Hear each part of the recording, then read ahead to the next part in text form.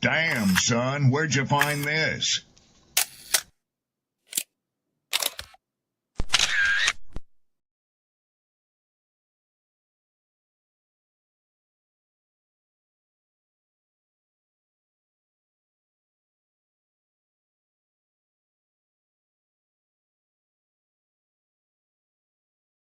Ladies, understand something. The top end of a woman's weight is 145 pounds.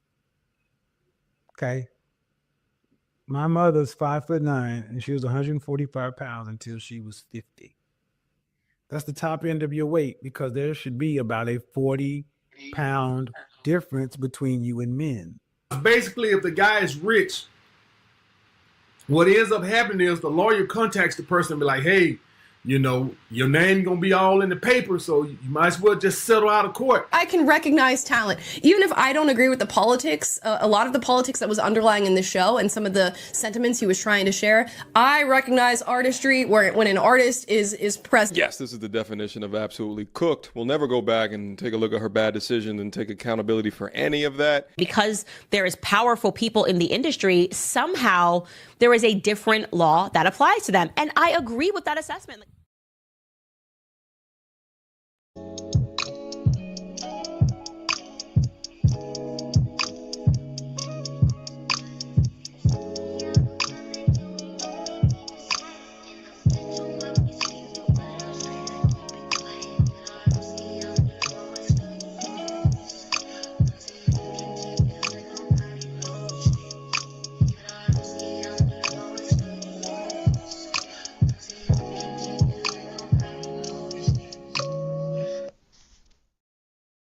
What's up? What's up? What's up? What's up? YouTube, Twitter, Facebook, IG, Instagram, all of them, just all of them.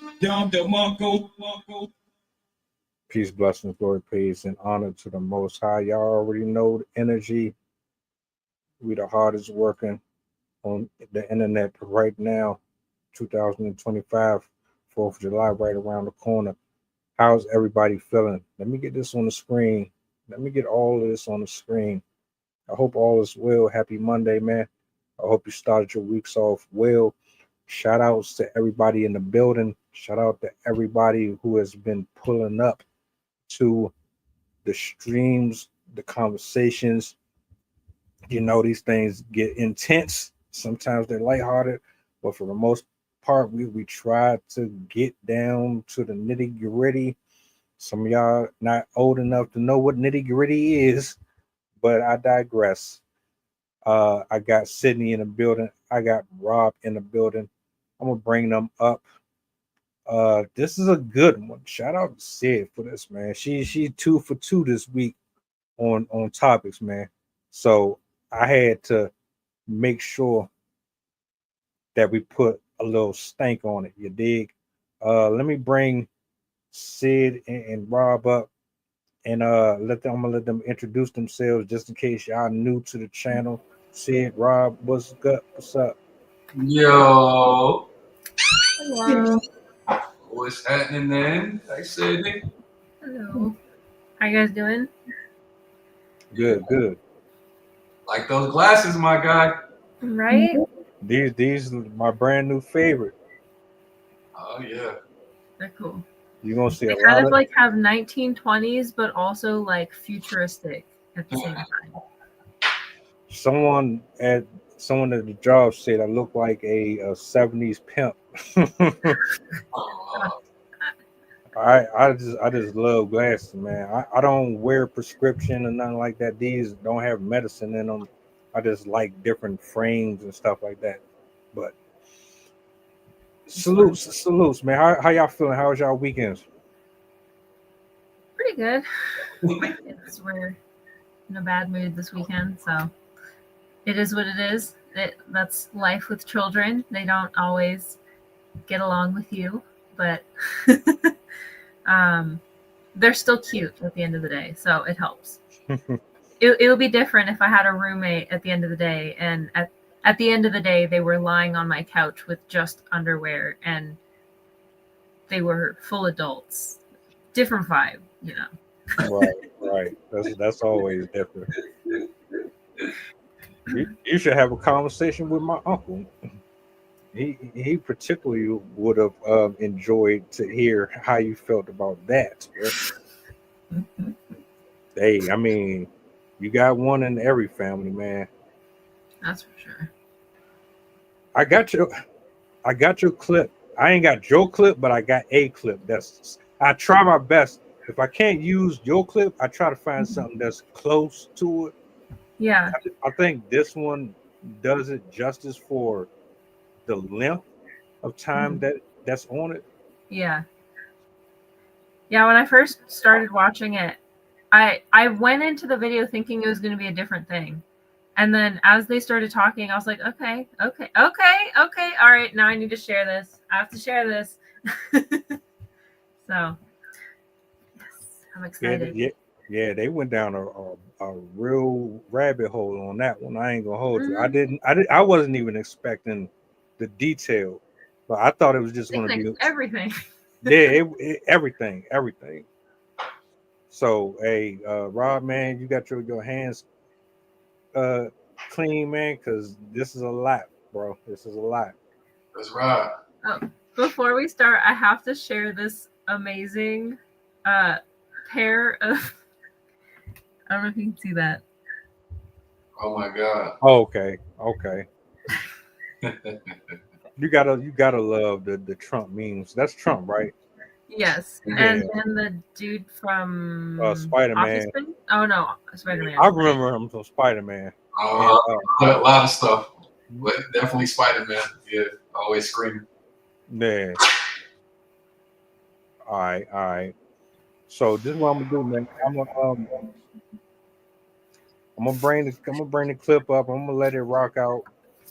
Sydney, this is your pride and joy here, so I'll let you kick us off. You know what I'm saying? Let me bring this up here real quick. All right.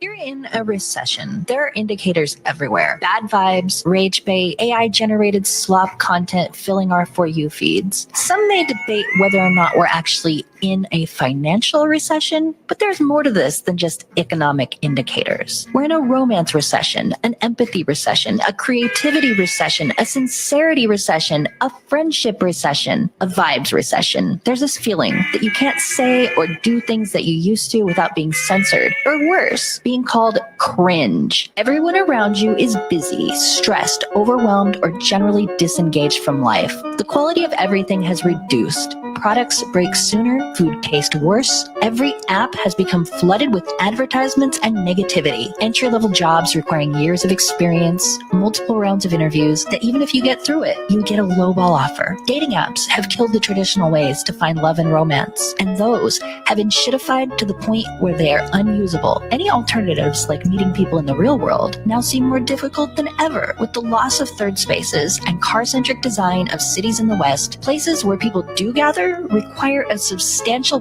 purchase to simply exist in public life anytime you leave the house. It feels like you spend $100 or more. We've been told for the past couple of years that the economy is booming. Unemployment is at an all-time low. We have the sum of everything ever known in the palm of our hands. Yet we are tired, lonely, broke. Comment sections online are full of arguments. Even on morally or politically neutral topics, we misunderstand each other. Often deliberately, we are miserable, lonely, and stuck in a recession deeper than just economic. We're in a recession of the heart and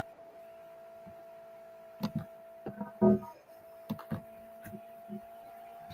Yeah. So, as you can see, there was a lot in that. But it really struck me because of how accurate it is. And I've noticed it everywhere. People talking about it, even if they can't pinpoint where it's coming from or what it is. So many people around me. I don't think there's anybody that is untouched by it, except maybe people that are living very, very, very traditional lives in far-reaching corners of the world.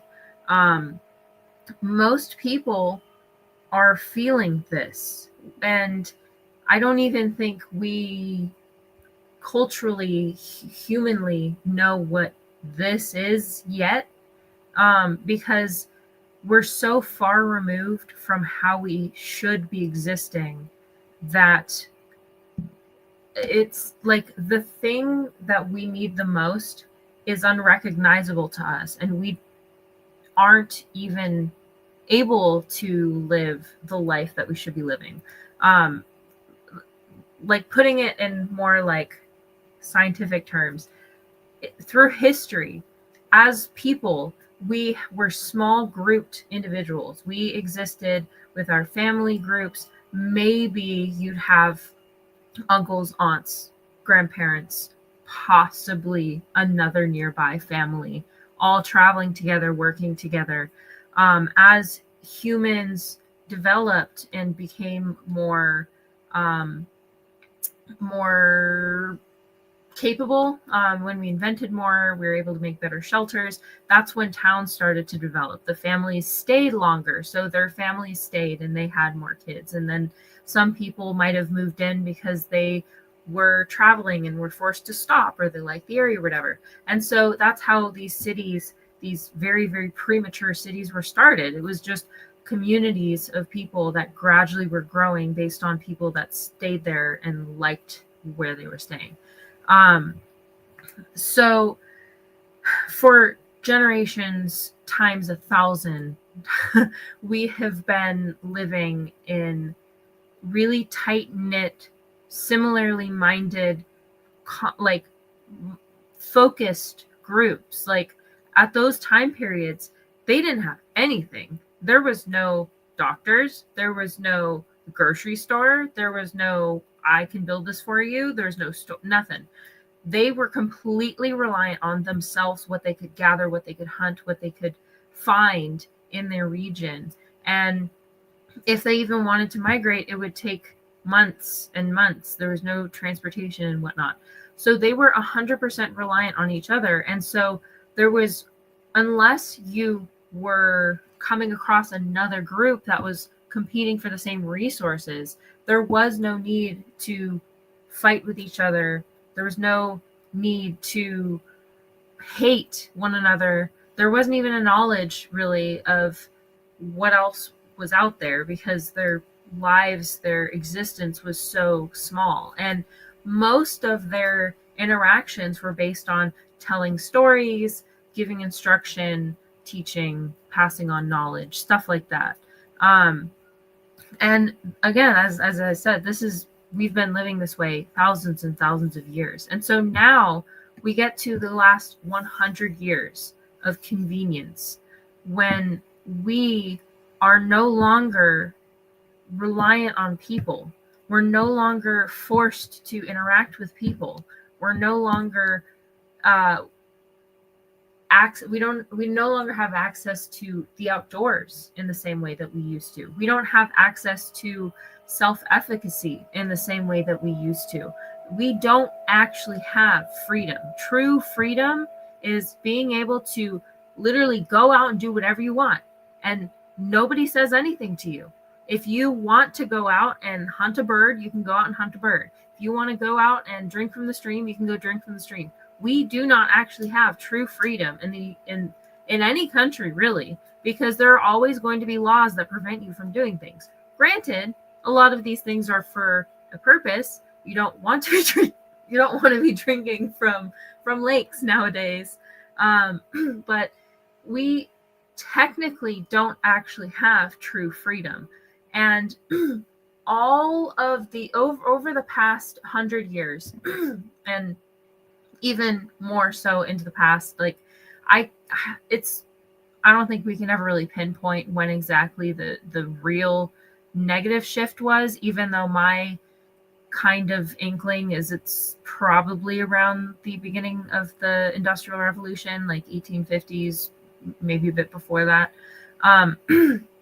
But it slowly chipped away at our identity, at our sense of purpose, because as you start to replace human capacity with machines, you start to take away the purpose, the value, the need to have a person around. And I think that's what we're getting to now, is we're kind of hitting the peak depersonalization. We have almost removed every need for people. It has replaced us in the S sense. It has removed us in the conversational sense. It has removed us in the sense of telling stories. We have AI generating books now. It's picking and growing and passing out our food. It is doing our jobs. It is driving our cars and our technology. It is running our mind. Like, we are so detached from the world. We functionally have no purpose. And our minds recognize that. Our minds feel it. And because so many people are in this state of disconnection, you're either disconnected and you know it and you feel the disconnection intensely and you find ways to remedy it, or you're still stuck in it and you don't even realize that you're disconnected. You'll still feel it, but you don't know what it's from. And I think a lot more people are still stuck in that state where they're disconnected from everyone and everything because it doesn't actually feel good. We're addicted to it. So it tricks us into making us think it feels good, but it's not. This whole life that they've created for us is meant to be addicting, because if you addict people to things, it is so easy to get their money. You can addict them to shopping, and you can addict them to drink, to food, to being sedentary, not going out anywhere. You can addict them to entertainment. You can addict them to drugs, and you can addict them to being helpless, really. And we're really seeing the culmination of that, where they have pulled out all the stops, and we've gotten to the point where we're technologically able to completely replace the purpose of a human being. I've even I don't know how far they are into this, but I know they've even been trying to replicate a uterus so they can just have babies that way, and they wouldn't even have a need for a woman. I strongly believe that this is on purpose. I don't believe for a second that this is just happenstance. But yeah, this whole plague of everything is really to numb us to what's really going on, to take away our power, to make us feel overwhelmed in a sense of, because if you face one issue, it's easy to take to the streets and be able to like pinpoint, all right, this is what we need to do. This is the business that we don't support. But if it's coming from every direction, what are you supposed to do? Like, we have to take on the food industry. We have to take on the government. We have to take on the technology industry, the entertainment industry, like everything. And I that's why I say I think there's a purpose to that, because it makes us easier to control. When you don't have a handle on what's happening, you'll just give up, and people who give up their power. So I think that's what we're seeing. We're seeing people give up their power right now. They don't know what to do. They don't know how to proceed. And a lot of people are realizing that the life that they thought was the thing that for generations they preached, you go to college, you get a job, then you get a house, then you have a family, and then you have a white picket fence and a dog, and then you retire. They're realizing that was all fake and it was all BS, and they're trying to pull the rug out from under us right now. And yeah, so I honestly hope more people start feeling this and start looking to figure out why they're feeling this way, because that's the beginning of waking up. Everyone saw The Matrix. This is the real life version.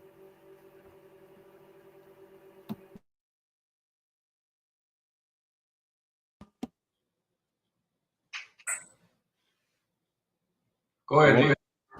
All right, I got you. I'll say this real quick. I think that there's a gift and a curse to having knowledge.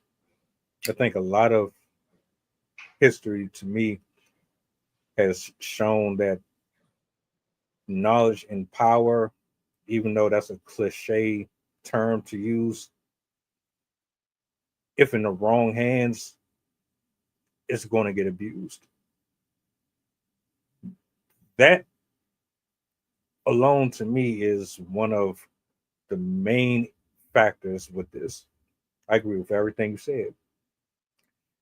And like if you were standing in front of a calendar that marked off every event that you can go back to, even from your own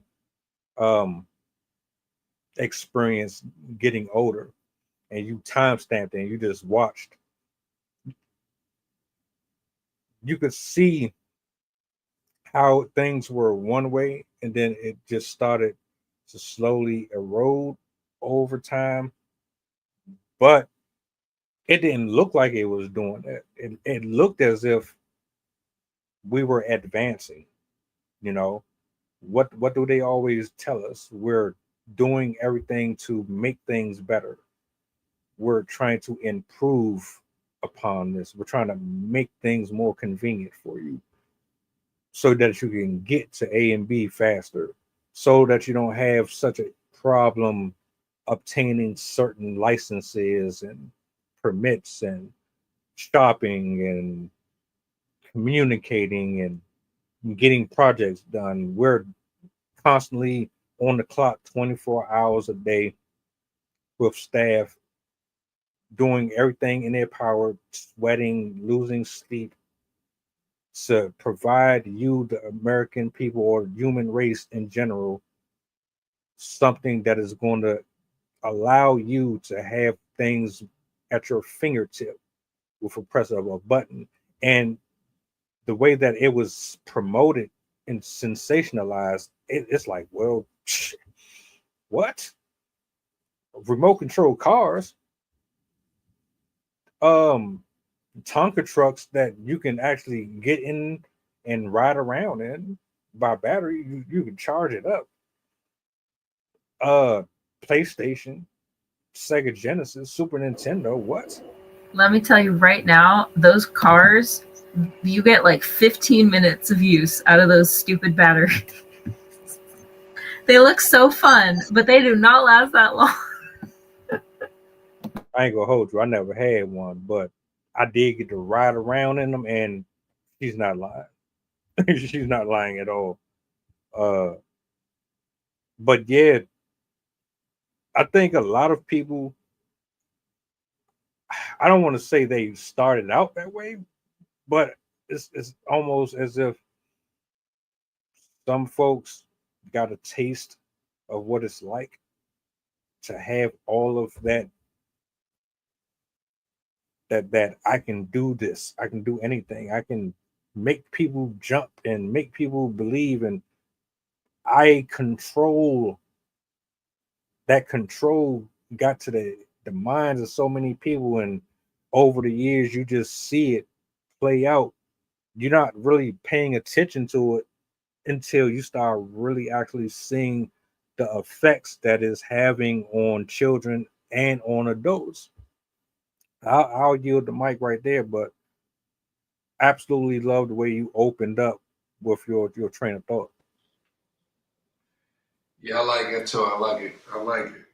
Sydney, you're a genius.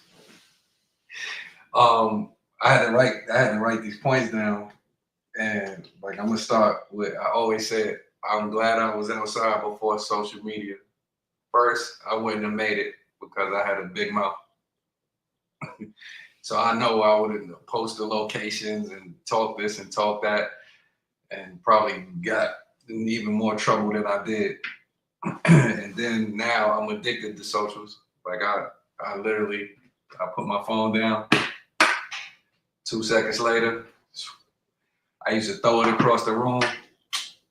2 minutes later, go get it. I'm on one app to the next app. In my head, I got like fantasy money, play money, monopoly money. In my head, I am rich. I have yet to make a check doing anything other than working. We all know the dance too, that like when you right. So I'll be bugging like this, and in my head, I'm scrolling through social media, finding solutions and ways that I'm gonna post my content to turn into buys. But again, I guess probably the only thing that I'm not doing that I should do is pay for promotion. But I refuse to do it because I have over 3,000 followers on Instagram. I have over 3,000 followers on Twitter. And how my post doesn't go to those 3,000 people makes me kind of like act in protest. And it's dumb for me because I probably should promote, but I feel like when I post, it should go to those 3,000 people who actively follow me before. Then I could see what I want to do. But back to the topic. Anyone could get a job, but are they happy doing that job? Also, I'm looking at these companies and they claim they bring jobs in, even like the solar farms and all of this. And they're corporate and they're paying just enough to where most people got to work 2 and 3 jobs. And that's like, I know that leads to a lot of unhappiness. And most people, when you ask them, you'll get the cookie cutter. Are you happy here working here? Da, da, da, da, da. And some of them are. I won't take them for granted. But for most people, you'll get that cookie cutter answer like, yeah, well, yeah. Because they probably think about them. A lot of the people that are happy, though, are the ones that are doing their passions, though. Yeah. It's usually not the people that are just like, oh, yeah, I have my 9 to 5 at Target. They're usually not the people that are like, yeah. Oh, yeah, but I'm willing to bet a lot of them doing their passion not happy only because a lot of times they're not being reimbursed, and then a lot of times on the other end, they're not being respected. Anytime you work in an environment where they threaten you, if you don't do this and you don't do that, or you can't just do your one job that you signed up for, because that's how it happens for a lot of people too. You sign up, you say, well, I'm coming in to change the world. And then you realize that the work, the job description alone does not entail anything that you came to do, or ties your hands to where you become one with the system. Then I was looking at this post talking about how good 1995 was, and 1995, the Wi-Fi first came out, and the internet and this and that, and AOL came out, and everybody was good, business was booming, and it's like, man, I was in the projects. We were struggling. We didn't have I was gonna say 95 was super nice because people were just feeding me all the time and playing with me. That's what I'm saying. Nah, Sydney, I was in the streets a lot of time. We were feeding ourselves, finding ways to feed ourselves, and then go back even further. We definitely couldn't afford one of those toy cars. We couldn't. The most we had was that big wheel. Get busy on that big wheel. But the Corvette and all of that, we could. The Jeep, I always wanted the Jeep. I was always fascinated with that stuff. So I think this stuff has always been going on. When you look at the current state of the union, I guess, with the presidency and all that, I would say his people, because now I don't never just think about him. He's being funded by people, and he's their puppet, right? So I always think of, okay, who is behind him? That's who needs to be weeded out, because he's just the face for this stuff. You can see he can't function. But when you think about that, they just brought those old feelings out. And then the social media amplifies stuff. Y'all right. The PlayStation and all that stopped a lot of people from going outside. But they had the Atari and all of that. They had the video games. But any reason to become antisocial, or the dopamine that scrolling gives you. We was talking about the AI and the robots, people wanting to talk to the robots instead of people. I'm still on the side of, for some of them people, they probably need to. You probably don't need a lot of them outside, but we definitely lost the art of communication. And I'm so happy that I had to do that, even just being in New York, where we had to talk to the different cultures. We had to go in their stores. We had to take the buses around. We had to take the trains around. We had to learn how to communicate versus a landlocked area where they only talk and express what they know. Now, I was still blind though, because I thought New York was the end all tell all, and New Yorkers were the smartest people in the world. But at the same time, I was able to run into different cultures, taste different foods, and speak to different people. So I was lucky in that aspect. And we definitely at a loss now, because even the kids, I like when I'm hanging out with my students and they not scared to play outside. They actually want to go outside, and they take their shoes off. I'll be like, oh, because y'all not afraid. I like to see them eat, because in New York we were scared to eat in front of each other. I like to see them tearing their food up. And somebody said this, that we've gotten so disconnected that we don't even really know how the grass feels. So that takes a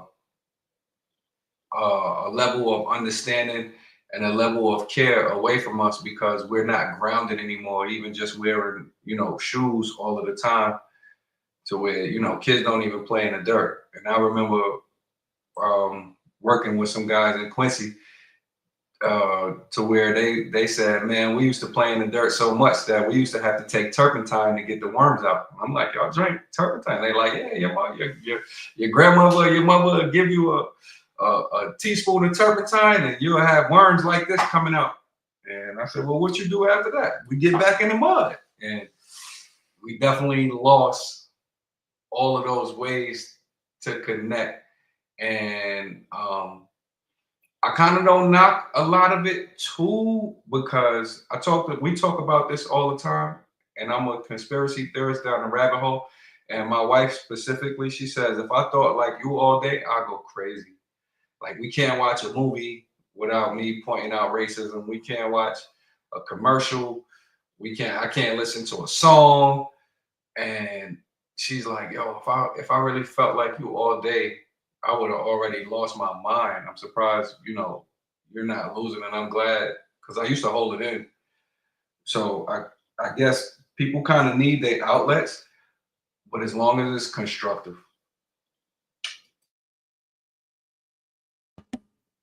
One thing that I want to address that follows suit with this is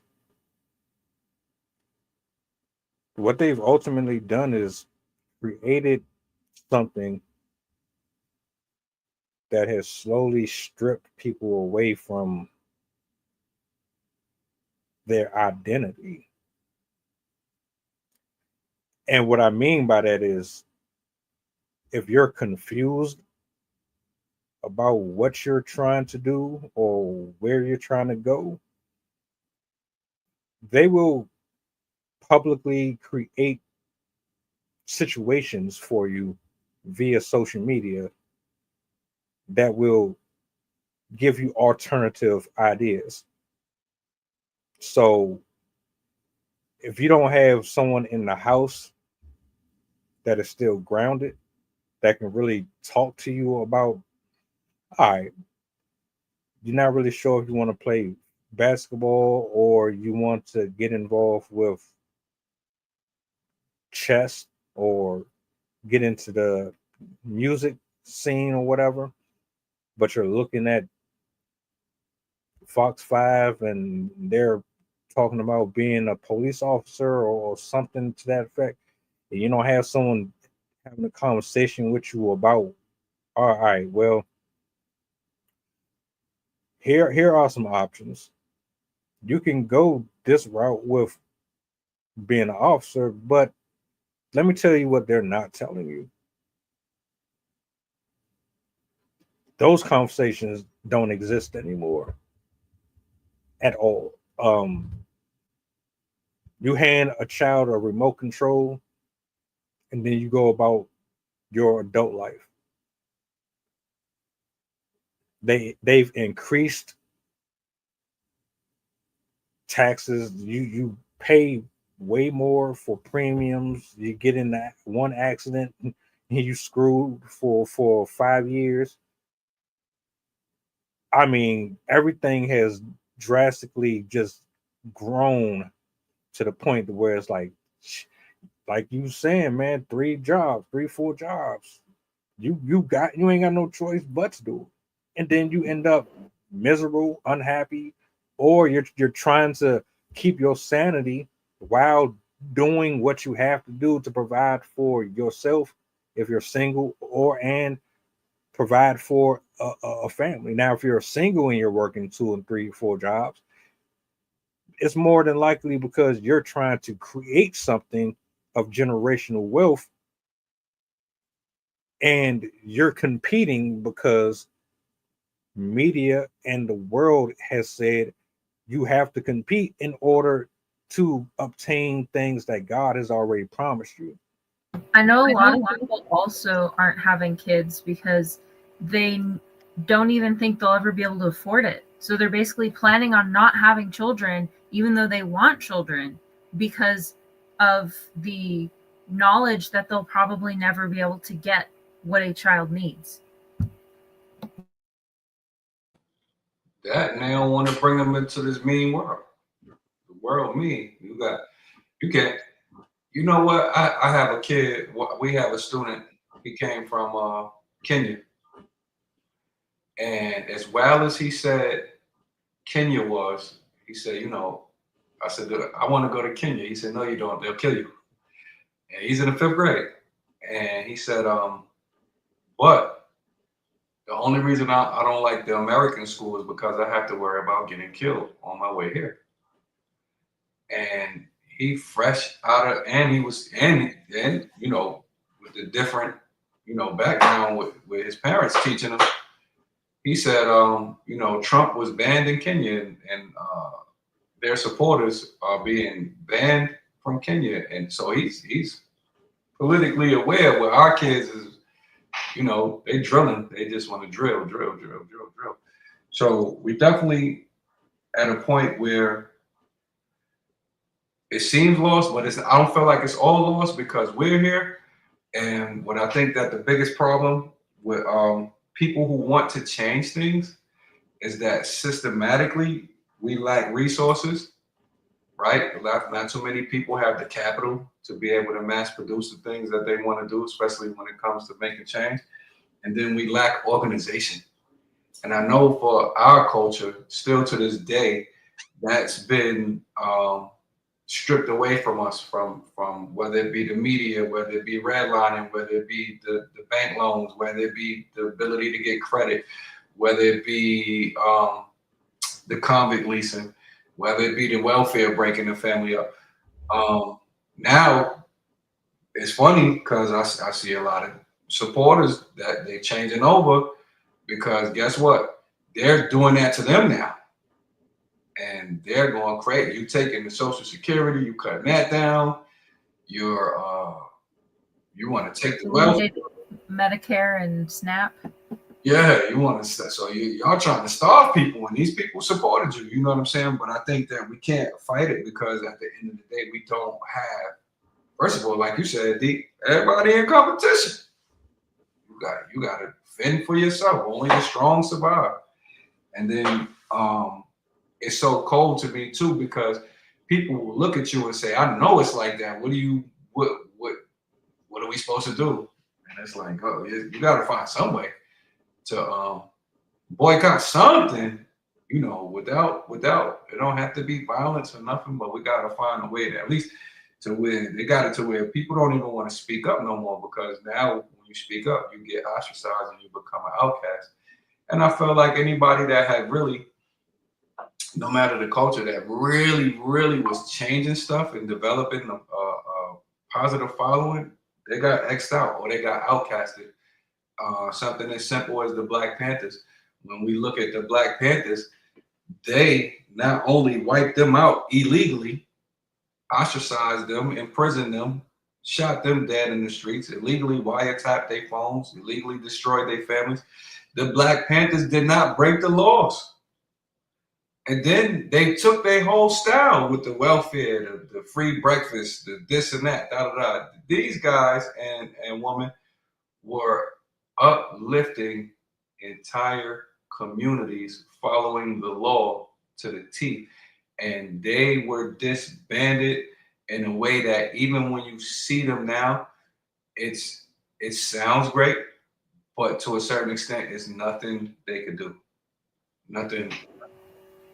They were also villainized in the educational literature. I remember it wasn't until high school that I realized that the way that they were framing, because I still remember that in my history book from like 7th or 8th grade, we had a question about whether or not the Black Panthers were good for society, or what, like whether they were legal or not, like whatever they were doing. And they would explain that they used tactics like setting homes on fire and stuff like that. And I always thought it was interesting that was always the focus. And then as I grow older, or as I grew older and started to learn the story, I started to see exactly what a lot of the intellectuals who've been kind of pushed out for speaking out against these things were saying. Because I remember probably through up until you know who was elected for the first time, I think a lot of people didn't believe that the whitewashing and that the history washing was as bad as it was. But then once they started going as much as they've been going, I think that's when people are like, oh, they really are trying to wipe out the truth. They're trying to hide this and pretend that it never happened. And yeah, I was gonna make a second point, but I can't remember. I'll come back to it.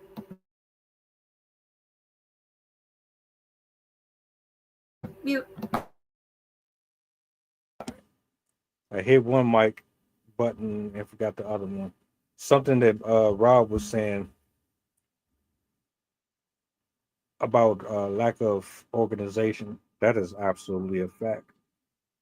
With all our ideas collectively, between you, me, Sydney, Jason, anybody who's been up here, it is absolutely possible to put our minds together, create something, target that specific area, focus on it, and build on it. Because I always say, if I don't know something, one of you going to know something about it that I don't, which is what I love about having these type of discussions, because everybody is not going to know everything. But collectively, if you actually are on the same page and you want similar things in this walk that we have, anything is possible. It's just a matter of people coming together, being humble, leaving your egos and your pride and all of that outside the door. And then when you come in, you come in with fresh eyes and a availability that is unmatched. You good to go. There's plenty of minds out here, plenty of men and women out here that have extensive knowledge on a lot of these things. However, we're scattered.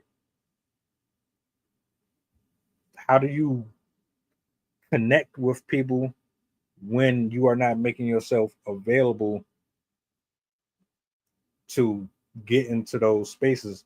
The algorithm is not really favorable to folks who are going against the grain. You know, you literally have to be on their ass every single moment, every day. You can't stop. You have to be consistent.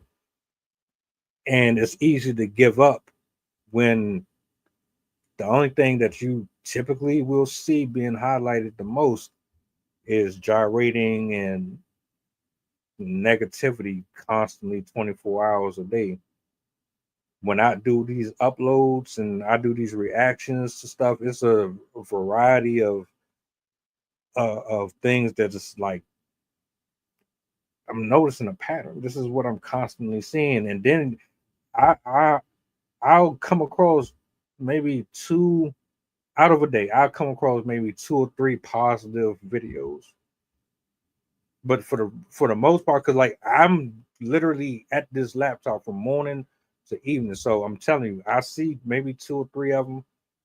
I'm like, all right, the rest of them is murder, murder, murder, kids getting killed, murder, murder, murder, shoplifting, You name it is there, and it's a reason for it. But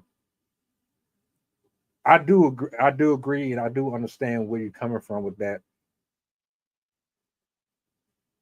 Just reading some comments from different apps, I know that there are other intellectuals out there. It's just, it's taxing. It's very tiresome. It is. I had some of my voice. Something that it was kind of goes along with what you're saying. I it was what I want to say earlier. Another thing that really complicates it is because our attention span is so short, it makes it really hard to organize long-term collectively for something. Because, like, for example, I always think back to the early environmental movements in the 60s. People were boycotting products, and they were, I think, and then the other one, the bus boycotts, I think that was almost a full year. It was like 260 or 280 days, something like that. A lot of these were like wars of length of time. We're not going to use this service for as long as it takes. And people these days don't really have that attention span, don't have that even ability, it seems, to handle something like that. I don't know if it's because we're so reliant, or if it's because we ourselves are so weakened by all of the access and what is it? Instant gratification. Since there's so much instant gratification everywhere, it makes it incredibly, incredibly hard now for people to collectively be like, I am not doing this any longer. No more. Like, we saw it with Tesla, but I think it's a lot easier to do something to a luxury good that you don't need than to say, I'm no longer going to be shopping at any grocery stores that support this person. I'm only going to be buying from farmers. Very few people would actually do that.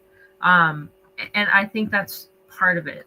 And then the attention span as well, where people will get enraged about an issue. They'll watch this video, they'll get mad, they'll send it to their friends, and then 20 minutes later, they're on the next thing. They're watching a cat video, or they're like, it denatures the fear that we have. And it essentially, part of the problem is that by denaturing fear, it takes out the person's willingness to do something about it.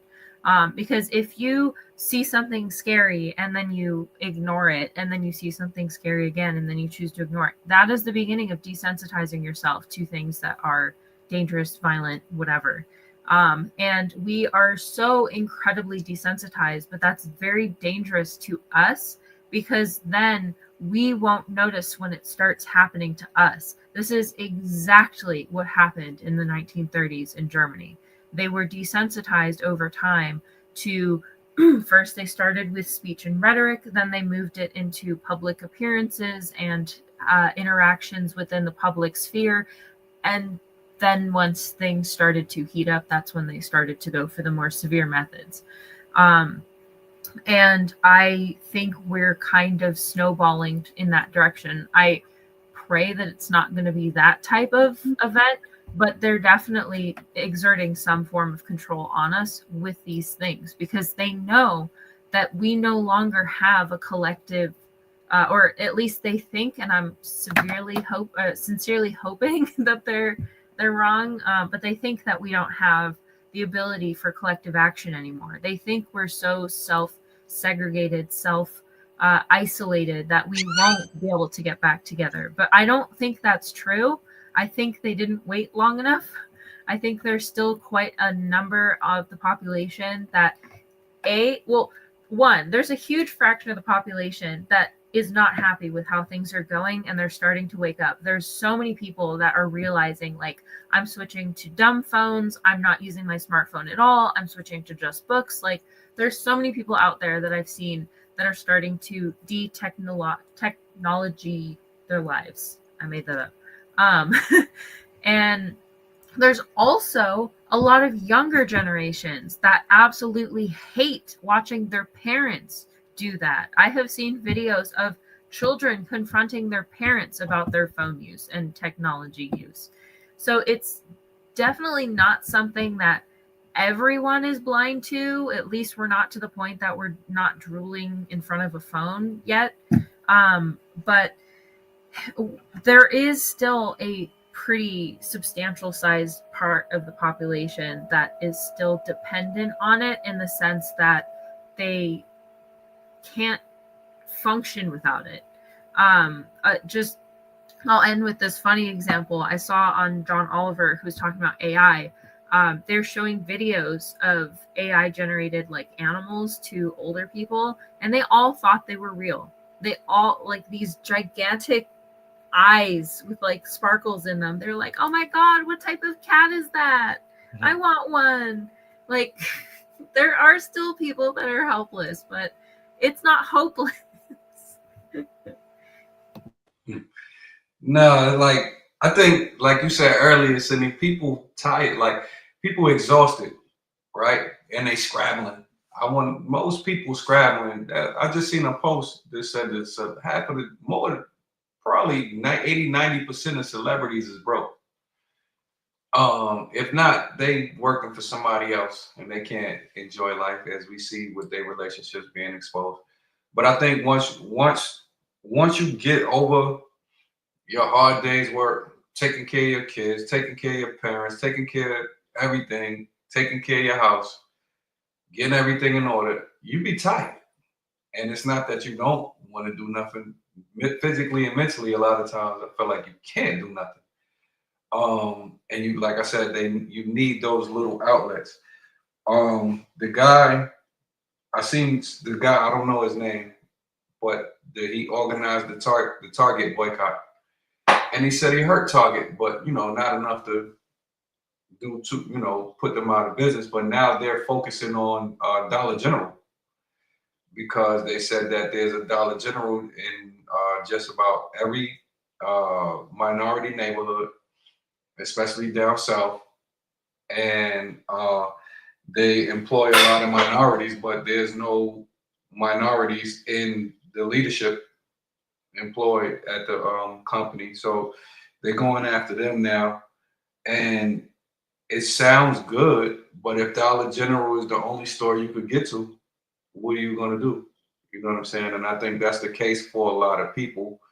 And unfortunately, when a lot of people figure out, like I used to talk to my uncle all of the time when I graduated college, and he said, you don't realize you're 10 years in the hole.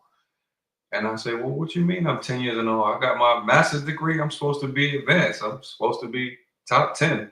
And he said, no, you don't have nothing. Nobody got a house. We could barely afford our cars. So it's going to take you 10 years just to get on your feet. And I used to think he was crazy, but then I realized it did take about 10 years for me to start saving. And really, it took 10 years for me to break my bad financial habits, because I was struggling for so long. I was like, I gotta have this. I gotta eat this steak. I gotta get this lobster. I gotta get these shoes. What? I mean, I remember going to sleep hungry and not realizing that these days was gonna come. Well, I should have put something away, and then rainy days. And even like you said, Sydney, the houses, that I feel like we need to teach that, because everybody's, you need to get a house. You need to get a house. They don't tell you you're supposed to stay. You get a 30-year loan to be in the house. And they don't tell you you're going to need things like a new roof. They don't tell you your washing machine is going to break down. They don't tell you you're going to need a new paint. To paint the house, you're going to need new carpet. They don't tell you hurricanes is coming and tornadoes and all of that. And a lot of times you don't get insurance. People don't, you know what I'm saying? So I think a lot of times, the insurance stuff is a problem of itself. Yeah, they jerked us when Hurricane Michael came, because they told us that the Hurricane Michael tore our fence in half.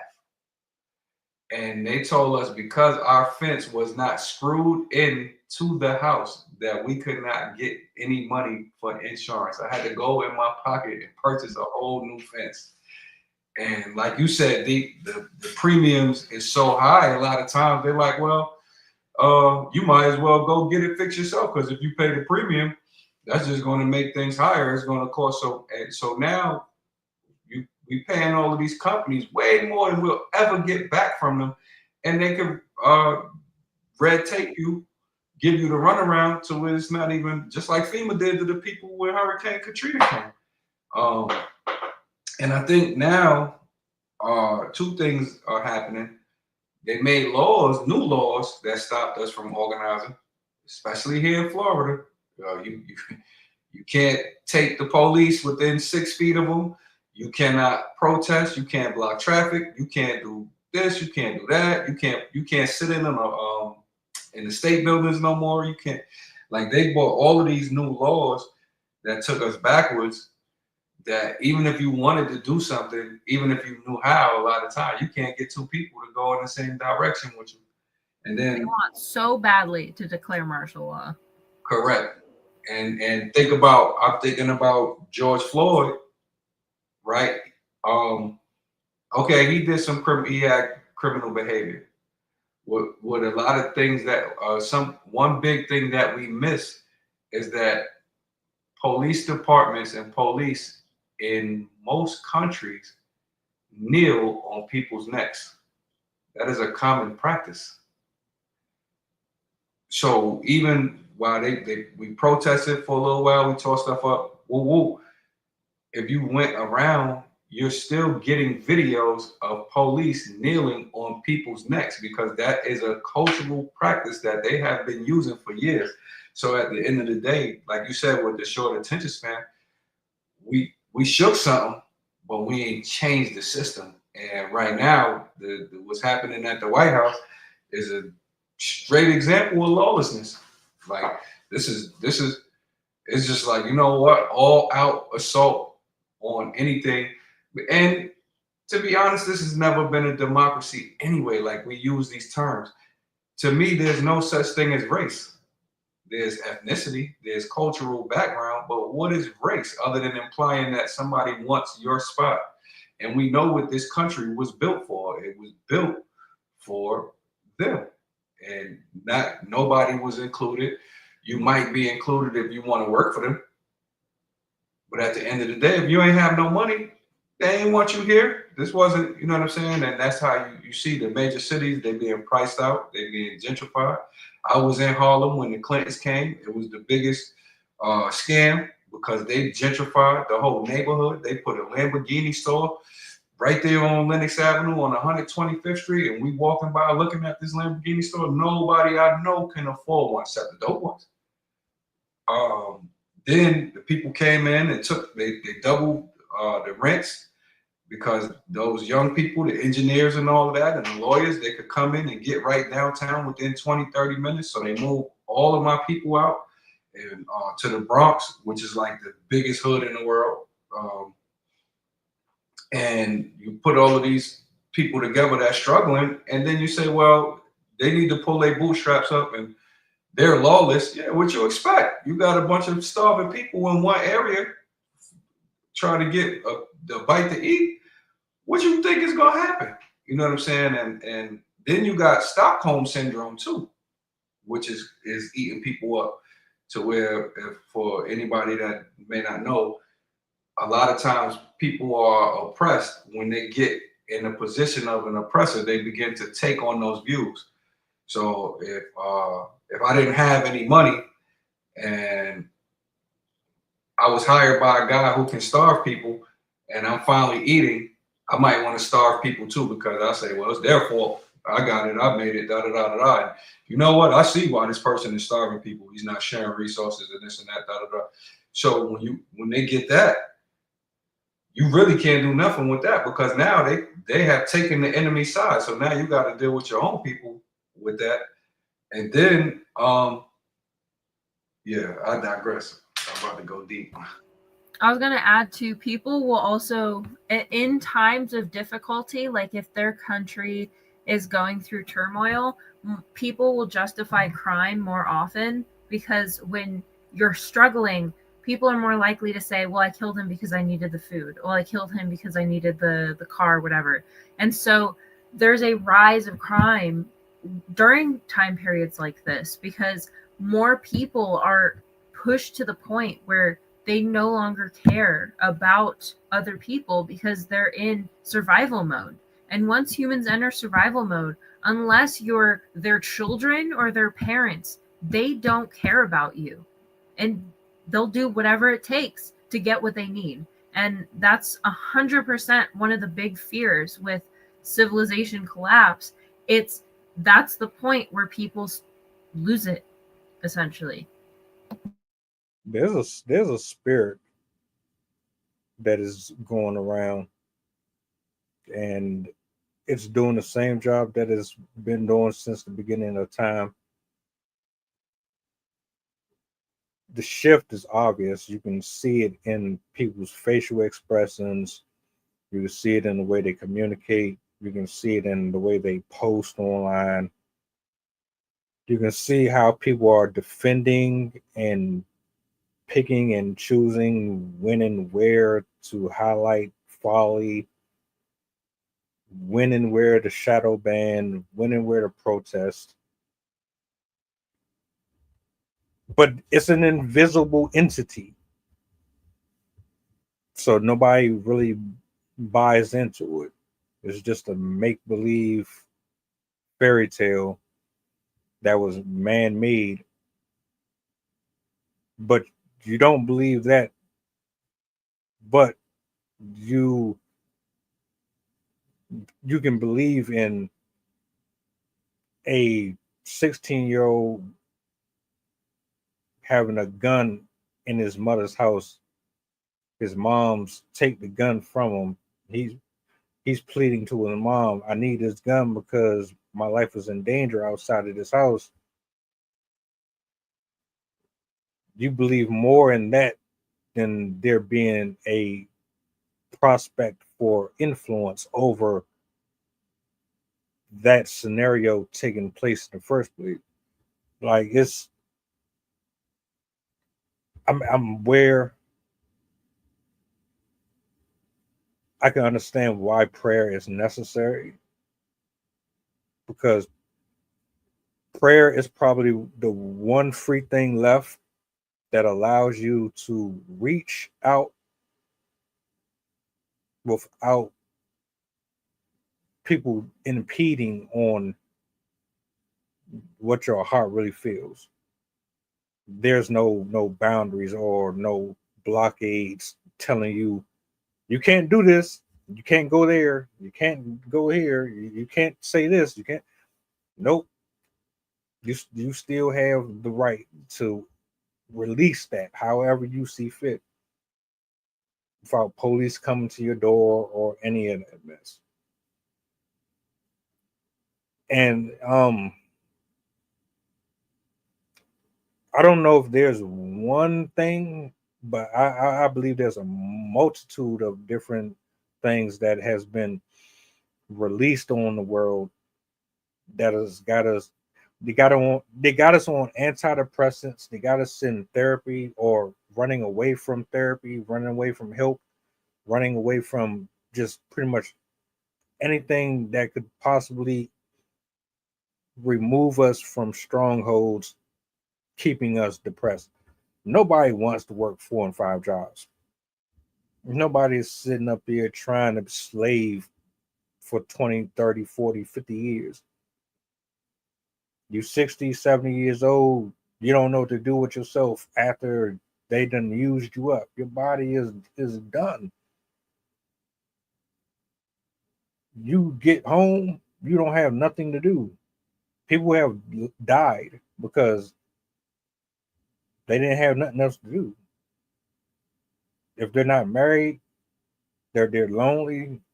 Their body can't adjust to not having a routine. Like, people are their own worst enemies. It was something I was going to say, but I lost my train of thought. It'll probably come back to me. Hey, think about this too.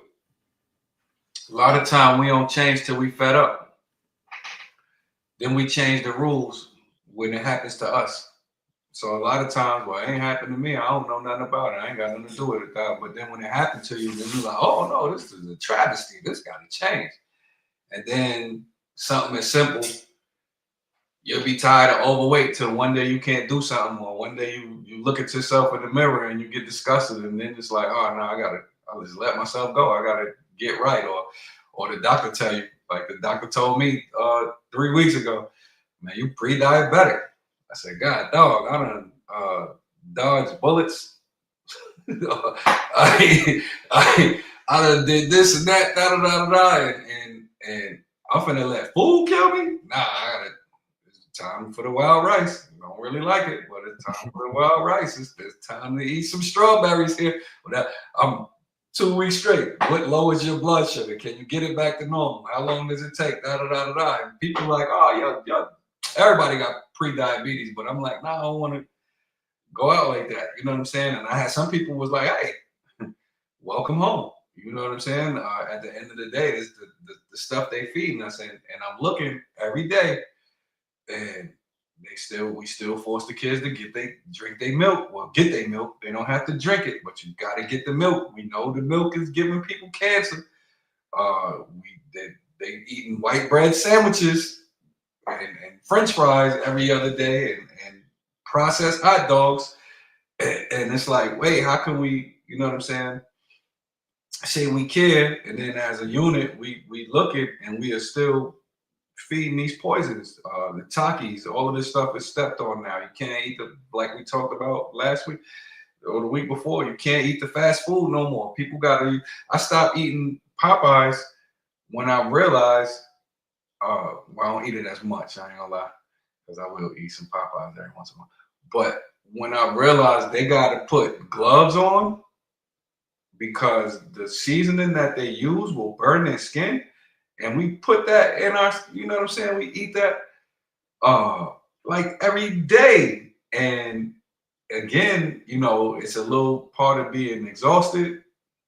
It's right there for you. There's food droughts. There's intellectual droughts. We don't read no more. We don't value. We've gotten to a point where we don't value intelligence. You can look at the truth and it does not matter. And then you have the people that say, well, what you want me to do? This is just the way it is. And then you got the religious people. Oh, God don't put no more on you than you could bear. Like, wait, well, from what I'm reading, I read my Bible 3 times. I'm 50% into my Quran. First, they're the same story, so I don't see how Muslims is fighting Christians, because they basically the same story, other than not accepting Jesus as an angel type. You know, he died and came back. They like the same story. And at the end of the day, from what I read, the higher power or whatever, whoever, whenever, wherever, don't want us to be struggling. Like, you can't possibly tell me, I'm reading these books. Everywhere in there, we're not supposed to be struggling. We're not supposed to be depressed. We're not supposed to be unhappy. We're not supposed to be impoverished. As a matter of fact, the Jesus, if you really teach, he spoke against that. He ostracized and ridiculed everybody that oppressed people, everybody that has something to do with people's depression. He was kicking them out and dealing with them the way it's supposed to be done. But we're still look, and even when you look at that, if you know the Bible, they chose Barnabas over him. Barnabas was a criminal. So it's like, yo, wait a minute. Like, we say we know what's up, but at the end of the day, like, our actions are speaking otherwise. And like I said, I'll never sit up here and say I was an angel. The only thing that I can say is that I've changed my behavior. I'm appalled at what I did. And I'll make sure I stay appalled so that I don't repeat those behaviors. And I know that I don't want anyone under me to live like that or make the same mistakes. So I've come to, once I woke up and once I got the right information, once I studied history of the country, once I started studying economics, once I studied how to build my self-esteem and how to love myself, it was like, oh man, you was backwards for so long. Every day I live, I'm gonna see if I can help improve somebody else's well-being. And you get to a point where that's exhausting because a lot of people, they want what you have. They don't want what you have to give them. And so they don't want to do the work it takes. And it's funny right now. A lot of times people say, oh, they would love to be in your shoes. People would love your spot. And then it's like, oh yeah, you think? But if you got in my shoes, you probably wouldn't be able to make it. Same if I got in your shoes, same if I was in your shoes sitting. Somebody might go crazy because they don't understand what you deal with, but they see that you handle it gracefully. Your children are growing, so it's like, oh yeah, I could do what City do. No, you can't. You shouldn't even want to. You know what I'm saying? Like you should want to go on your own path. But right now with the desensitization and all of that and the numbness and like you said, the medications and all that, to a certain extent, you know, people need it. Because I didn't used to, like you said, with the demons and all that, I didn't used to believe in all that. But I've seen some things where, and I used to be, oh, nah, there's no such thing as ADHD, and there's no, there's Ritalin, that doesn't do. And then now I'm looking and I'm agreeing, like, hey, we need our medicine. You know what I'm saying? So these people need their medicine. Unfortunately, a lot of it is poison. But hopefully we can find natural remedies to a lot of this stuff, and that takes going back to the earth. You should look into Gabor Mate on YouTube. He talks about ADHD and its relationship to trauma. Same with depression. Because what he talks about, a little background with him, both of his parents were killed in Auschwitz. And so he dedicated his life to understanding why people act like that, what makes people treat other human beings in that manner. And so he's studied disorder and trauma and all that stuff. And his theory is that depression is the process of your body checking out and turning inward because everything externally is too much at the moment. And so it's your body, basically in the same way that if you are going and going and going and going and you're really tired, your body is going to drop you to the couch and make you take a nap. Like you can't just keep going and going. And so depression is the same thing, but it's for your mind. It's your brain and your body being like, stop, chill out, think, like, take a break. And ADHD is essentially hypervigilance in a way, where your brain, your body has been so traumatized that it can't settle, that it's not able to release all of these things that it's holding on to because you have not given yourself a chance to process the things that you're stuck on. And with ADHD, it can once you know thinking about the symptoms, it makes a lot of sense because it's distractibility, unable to sit down, unable to focus, unable to fall asleep. It's because your mind is so full, you haven't done the work to release it from everything that's happening that you can't. And ironically, even though there are people that do need medication for a fact, there are individuals that do have an imbalance, that do have a problem that requires medication. But we have also over-medicated people across the board, where people who should not be taking those medications are taking those medications in an effort to numb the feelings that they have. And that's contributing to this sense of disillusionment that we're feeling, is people are being prescribed and are choosing to numb themselves with various sources. And when, just as we see with ADHD, just as we see with depression, just as we see with rage and other things, when you bottle up your emotions, they don't go away. They come out later, and often more forcefully, and usually in inopportune times. So it's a lot more effective, a lot safer, a lot more emotionally stabilizing to allow yourself to have those moments, to release your thoughts, to release your feelings. It sounds so cliche, but it's really important to give ourselves the time to settle, and allow the things that need to percolate to come back out of your body.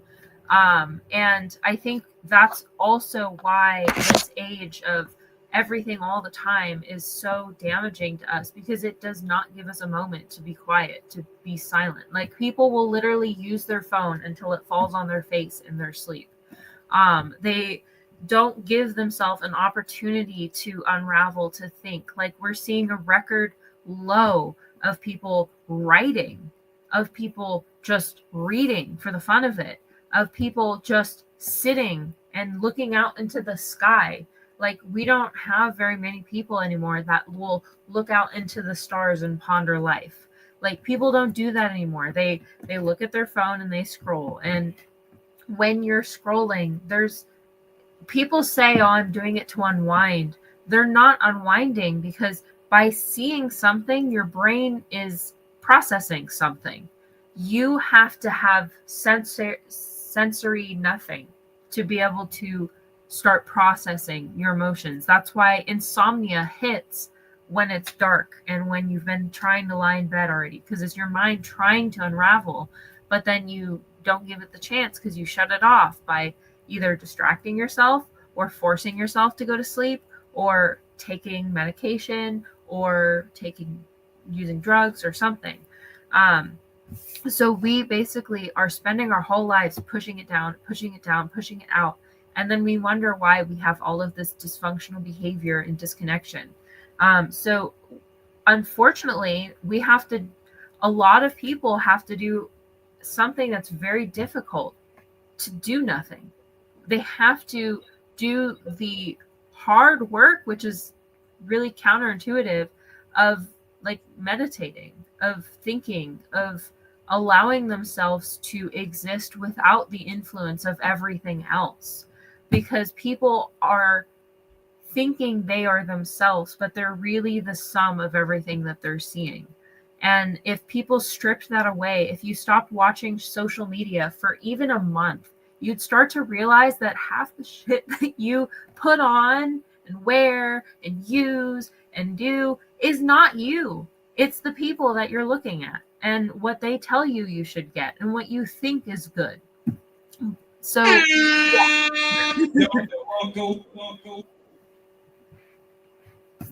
But yeah, that was it.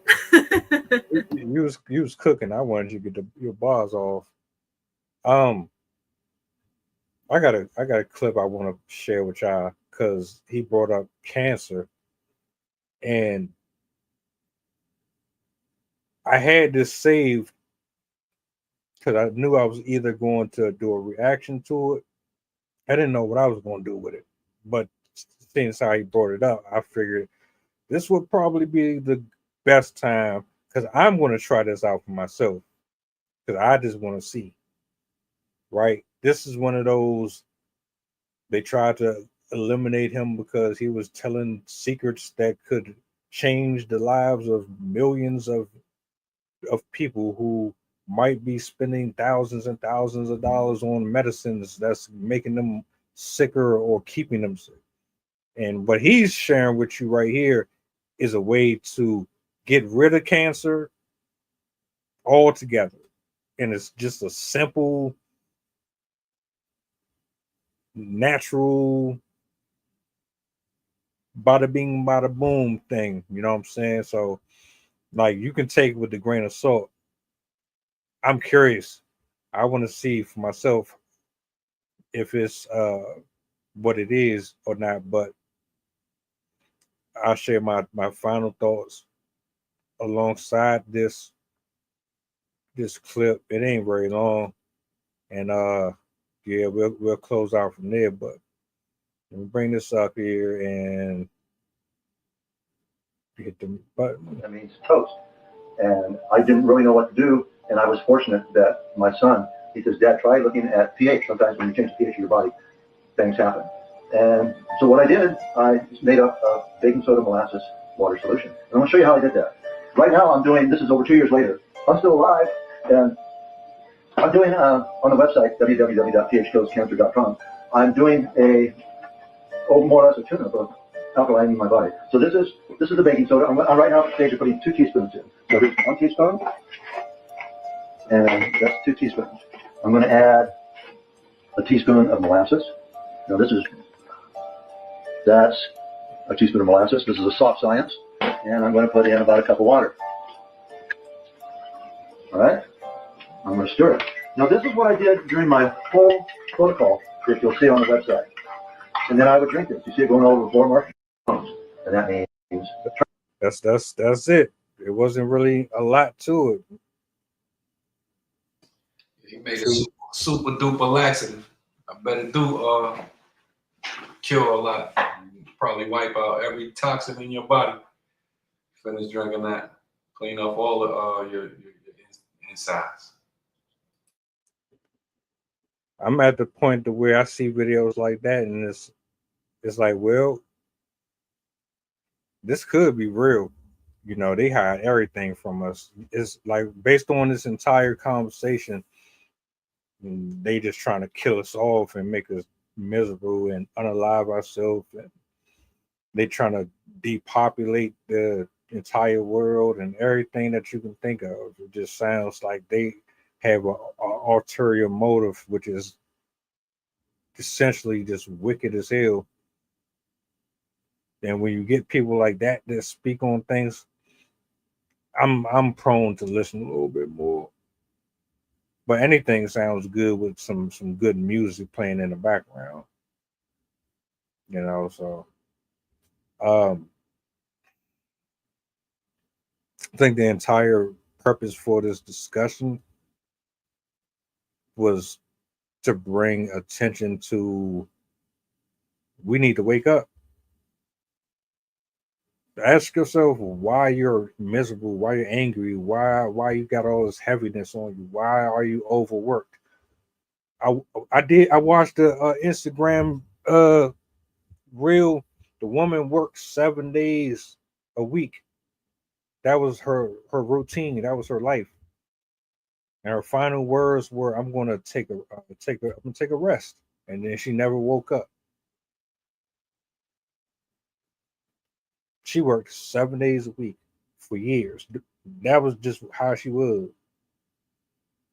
People are crashing out. You don't know how to love. You don't know how to be friends. Like what the video said initially when we played it earlier. Friendship recession, marriage recession, romance recession. Everything's a recession. And honestly, I see it. I see it. The well is drying up on every front. But what we're gonna do, Sydney? Are we gonna take this information, like you said, leave from here, and then go about our regular jolly old day, back to the same routine that we had before, or are we going to be more proactive and do something different than what we did here? Like this is great. It's amazing that we broke this down the way we did. But what are we going to do with the information now? The discussion has been had. So now it's up to us to make the changes necessary. I don't think a single soul that's watching here wants to walk around heavy. God did not want us to be miserable and heavily burdened and laden. Trial and tribulation is inevitable, but the way that we are constantly getting worked, literally and figuratively, nah. The math is not adding up. So, first and foremost, I want to say shout out to Rob and Sydney, man. Y'all cooked for Monday. Mondays are usually where everybody's energy is probably. I'm still trying to wake. Like for me, I'm just trying to wake up on Monday. Mondays are. It's supposed to create the atmosphere for the entire week. So I think this did that and did then some. I need a phone detox. I ain't gonna hold you. I was picking. I might as well attach this to my arm like a weight and just do barbell little crunches, and that's how much I was going back and forth with it. But so I do need to go on a fast. Maybe I'll do it over the weekend or something. I'm just gonna just stay off of something. I got to give something up. And now I'm gonna try out that little molasses water concoction, see if it make me feel any healthier. I turn the mic over to anybody who wants to plug anything. You want to give any final thoughts? Give you the solo screen and all that.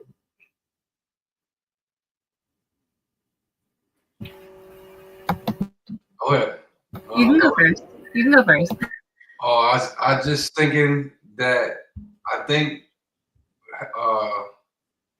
helping our families get right is one way that you could help stop a little bit of the stuff going on. Because once our families are right, and then we linked in, then we could be able to tap in with each other and help each other to a certain extent. And I think that the best way to help another person is to live by example. Everybody has a little hypocrite inside them, right? And that doesn't bother me.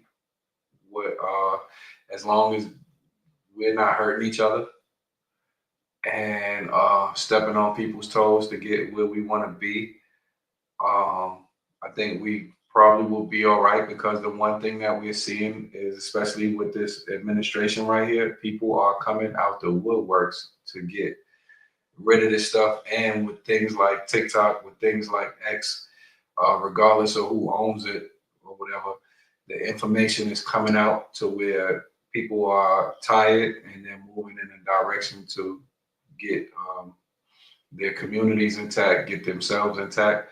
So I think with that, we have to get back to nature a little bit, get back to talking to each other, and then most important, ask each other how we feel and see if we can help each other process solutions to the problems that we're having. Because I think we've gotten away from that to where we can look online, but at the same time, the best way to find out how to cure stuff or find solutions is to find out who's going through it and what they found.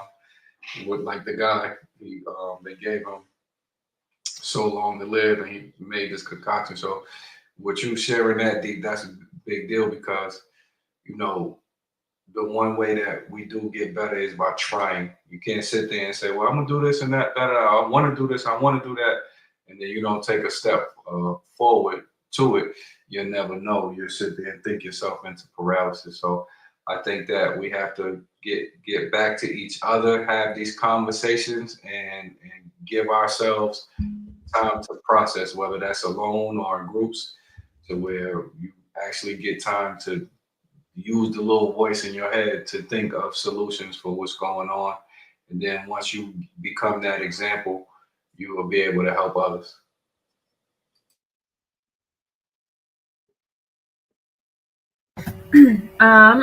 First off, I wanted to say that if you're feeling this way, one of the best things I can suggest is to do a phone detox, is to remove yourself in some way. Like, you have to give yourself, as I said earlier, sensory nothingness. So you can't be listening to things, you can't be seeing things. Like, my favorite thing to do is to lie down in like a dark closet, just like lying down on the floor, so there's no light, and you're just staring at the ceiling.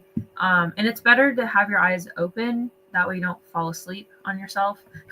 But it's important to give your body a time to process things that are happening within it.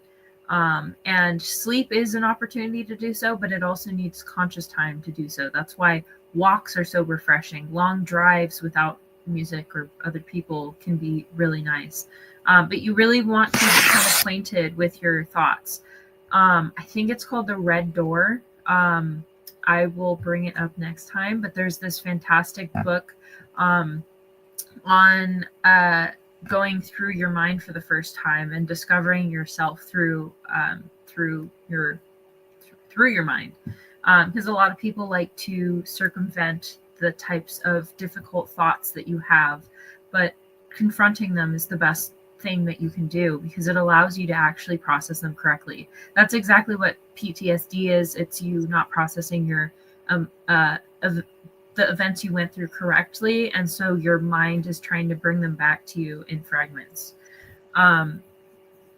So there's that, and then also start interacting with people. Start, and I mean face to face, like in person, face to face. Have conversations and be blunt. I heard this on a video earlier, and I really love this piece of advice. We are now at the point in society where we have to be blunt with each other. We have to be honest about how we really feel.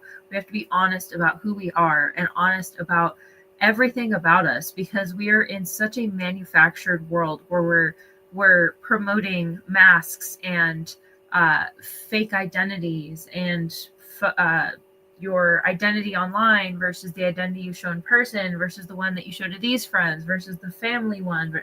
Like we don't act ourselves regularly in front of anybody. And it's time that we start figuring out what is our actual self and show it to people unapologetically. Dress the way that you want, put the hair up in the way that you want, wear the perfume that you want, like do the things that make you happy, not for the other people around you. Because when you live your life for everyone else, eventually it's going to come back and bite you. You're eventually going to get to the point where you're going to be so upset with yourself, so sick of yourself, that you're going to have some sort of breakdown to re-find who you are.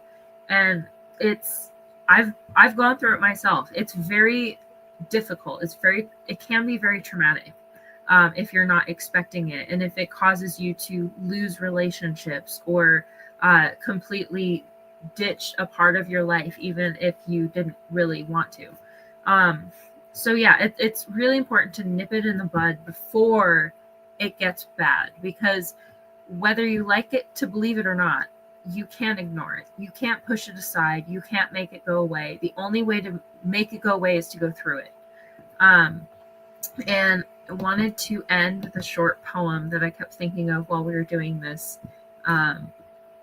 this topic. It's called Too Much Everything. Buy me, click me, fix me, sew me, pay me, call me, send me, save me. Letters, notes, bells and dots, heads too full of empty thoughts. More news, more chats, more stores, more hats. Go here, go there, information everywhere. Advertisement, clickbait ads, way too much for brains to have. Anxious feelings keep you up, all the stressors won't shut up. Swirling patterns through the night, brighter than the sun's first light. Dollar tanking, ice cap shrank, children starving, rich make bank. Threats of violence, corporate giants. How does one expect to sleep when we all live as helpless sheep? Hey,